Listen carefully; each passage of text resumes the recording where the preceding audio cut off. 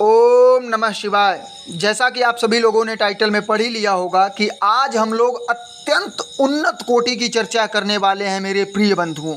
बहुत से बंधुगणों का, बहुत से साधकों का, बहुत से ब्रह्मचारियों का हमारे पास प्रश्न आता है कि गुरुदेव अपने अंदर मन में काम विकारों को उठने से कैसे रोकें। हमेशा हमारा काम चिंतन ही चलता है। जब भी हम कुछ सोचते हैं तो फिर या तो फिर किसी लड़की को देखते हैं या फिर किसी माता बहन को देखते हैं तो सिर्फ कामुक दृष्टि से देखते हैं। ऐसा क्या करें कि काम विकारों को अपने कंट्रोल किया जा सके।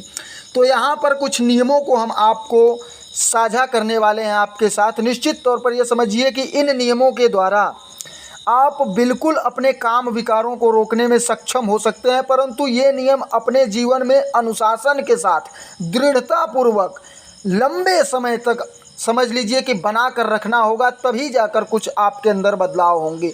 लंबे समय का मतलब है कि बहुत लंबा नहीं, फिर भी आप 21 दिन तक ले चलिए। इन नियमों को समझने का प्रयास करिए। सर्वप्रथम नियम तो यही होगा आपके लिए कि ब्रह्म मुहूर्त में जागने से मन की सद्वृत्तियाँ जागृत होती हैं मेरे प्रिय बंधुओं। काम विचार उस समय उठ ही नहीं सकते। ब्रह्म मुहूर्त 3 बजे आप उठने का प्रयास करिए। उसके बाद अपने नित्य क्रिया में लगिए। पहले वहाँ का जो 3 बजे उठने के बाद देखिए कि हमने एक वीडियो बनाया है, उस वीडियो में जाकर आप देखिए कि क्या बताया गया है कि 3 बजे उठने के बाद हमें क्या करने की आवश्यकता है। उस समय हम लिंक डिस्क्रिप्शन में दे देंगे। दूसरा नियम जो आपका होगा, ये समझिए कि इन नियमों का जो पालन करेगा 100% उनके मन में काम विकार नहीं उठेंगे। ये मानकर चलिए, ये मैं नहीं कह रहा हूँ, यह स्वामी दयानंद सरस्वती जी का कथन है। स्वामी दयानंद सरस्वती जी 48 वर्ष तक लगातार ब्रह्मचर्य का पालन किया है जिन्होंने, और ये समझिए कि उन्होंने ये बताया है, इसका पालन हम लोगों के लिए अति उन्नत हो जाता है। अगर ये हम नहीं कर रहे हैं तो निश्चित तौर पर काम वासनाओं को कंट्रोल नहीं कर सकते।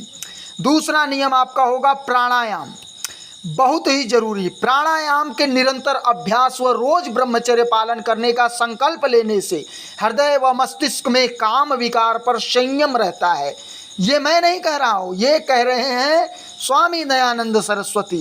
प्रतिदिन आप संकल्प जो लिए हैं उसे दोहराइए कि मैं ब्रह्मचर्य का पालन कर रहा हूँ। प्राणायाम का निरंतर अभ्यास करिए। प्राणायाम बहुत ही जरूरी है। प्राणायाम से आपके अंदर बल बढ़ेगा और उसके बाद ओज तेज सभी चीज़ों में वृद्धि होगी। शारीरिक वृद्धि, मानसिक वृद्धि, बौद्धिक वृद्धि, सभी तरीके की वृद्धि आप समझिए आप अपने अंदर अनुभव करेंगे मात्र 21 दिन के बाद। ये चलते रहिए आप लेकर। तीसरा नियम आपका होगा उचित योगाभ्यास निरंतर करने से वीर्य नष्ट नहीं होता। ये समझिए, उचित योगाभ्यास, योग अभ्यास आपको निरंतर करने से वीर्य नष्ट नहीं होता। मैं बहुत से ऐसा समझिए कि योगाभ्यास के विषय में वीडियो बनाया हूँ, आगे निरंतर बनाता रहूँगा। आप उस वीडियो को देखिए, अन्य गुरुदेव की सहायता लीजिए।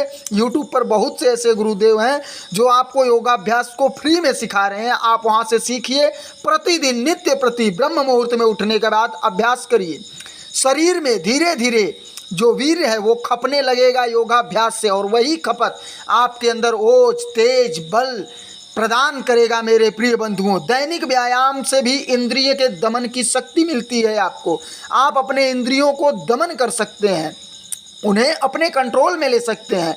चौथा जो नियम आपका होगा वैदिक ग्रंथों का स्वाध्याय करने से। आप ये समझिए कि आपको प्रतिदिन गीता, रामायण में से या फिर वेद, पुराण, शास्त्र, कोई भी ऐसा कुछ भी हो जो हमारे वैदिक ग्रंथ हो, उनमें से आप ये समझिए कि एक ग्रंथ को उठाइए। प्रतिदिन 10 मिनट, 20 मिनट, आधा घंटा, 1 घंटा, जितना टाइम आपके पास हो, जितना आप सक्षम हो उतना पढ़ने का प्रयास कीजिए और उन्हें अपने अंदर बैठाने का प्रयास कीजिए। सिर्फ पढ़ने के बाद छोड़ना नहीं है, उन्हें आचरण में लाना है, उन्हें अपने अंदर ढालना है। ये समझिए आप। वैदिक सत्संग में भाग लेने से मन और मस्तिष्क की शक्ति मिलती है। ये समझिए कि कहीं पर भी रामायण हो रहा है, गीता का पाठ हो रहा है, कहीं भी कोई भी पाठ हो रहा है, वहाँ पर 10 मिनट जाकर बैठने से आपको निश्चित तौर पर एक अद्भुत शक्ति, अलौकिक शक्ति, पारमार्थिक शक्ति, ये समझिए कि ईश्वरीय शक्ति आपको मिलेगा जो काम विकार को नहीं उठने देगा आपके अंदर। 5वां नियम होगा कि कौपीन, मतलब कौपीन का अर्थ हुआ कि लंगोट आपको बांधने की आवश्यकता है। लंगोट बांधने की परम आवश्यकता है।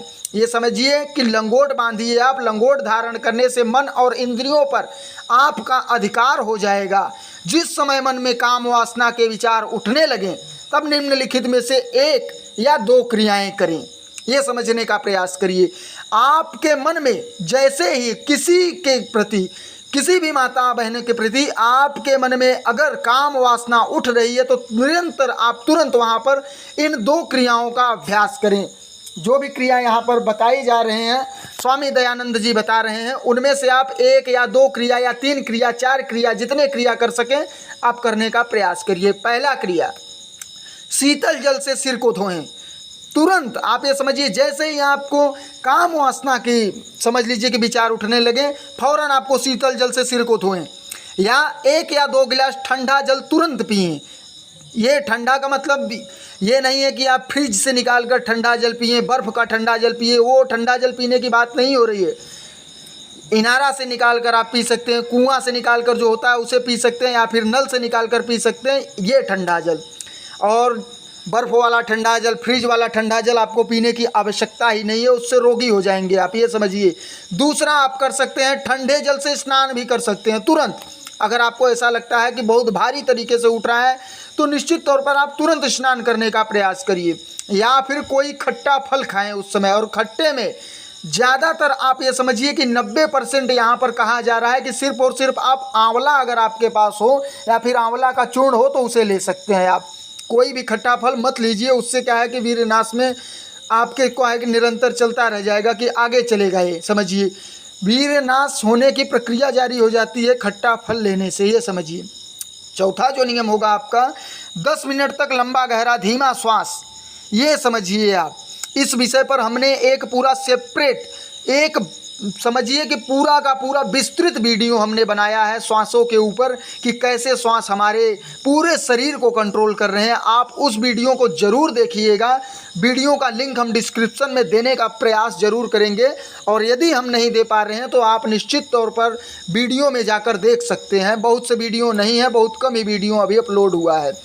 मौसम के अनुसार अधिक कम ले सकते हैं, परंतु धीमा गहरा एवं लंबा सांस आपको लेना है।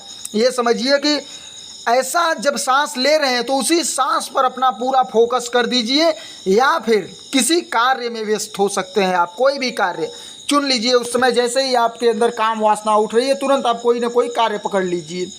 पांचवा आप कर सकते हैं, कोई धार्मिक या वैदिक ग्रंथ पढ़ना शुरू कर दें उसी समय, तत्काल। जैसे ही आपके अंदर काम वासना का विकार उठे तत्काल तुरंत वैदिक धर्म ग्रंथ उठाएं कोई और पढ़ना स्टार्ट कर दें। या फिर लंबा गहरा धीमा श्वास लेकर छोड़ते हुए मन ही मन में ओम या गायत्री मंत्र का उच्चारण करने लगें। ओम का उच्चारण सबसे अच्छा है। गायत्री मंत्र सबके बस का नहीं है कि याद कर पाएँ, परंतु ऐसी बात नहीं है कि सब नहीं याद कर पाएंगे, आप कर पाएंगे याद, परंतु ओम भी कम नहीं है और गायत्री मंत्र भी कम नहीं है, ये समझने का प्रयास करिए। आप किसी को भी उनमें से उठाकर ले सकते हैं।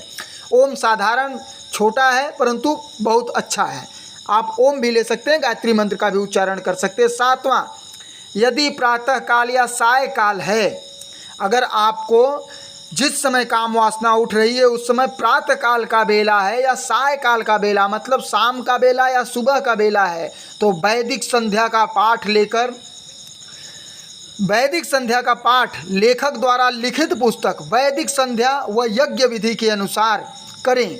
आप ये समझिए कि एक यहाँ पर बुक के बारे में बताया जा रहा है, वैदिक संध्या व यज्ञ विधि। ये बताया जा रहा है कि वैदिक संध्या व यज्ञ विधि के अनुसार आप क्या कहते हैं कि वैदिक संध्या करें। अगर संध्या है तो संध्या करें, प्रातःकाल है तो प्रातःकाल करें।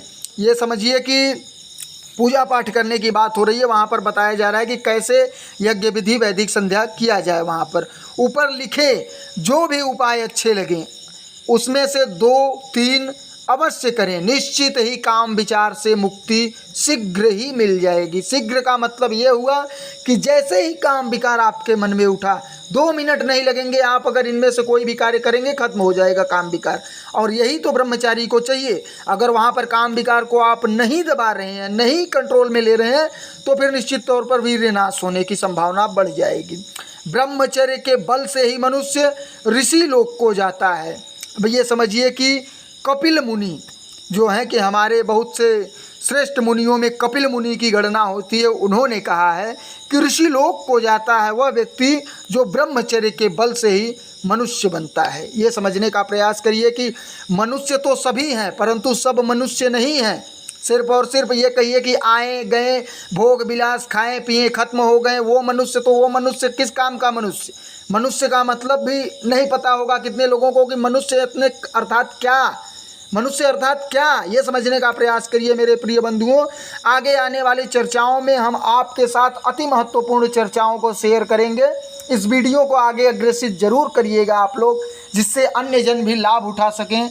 बहुत बहुत धन्यवाद आप सभी का। ओम नमः शिवाय।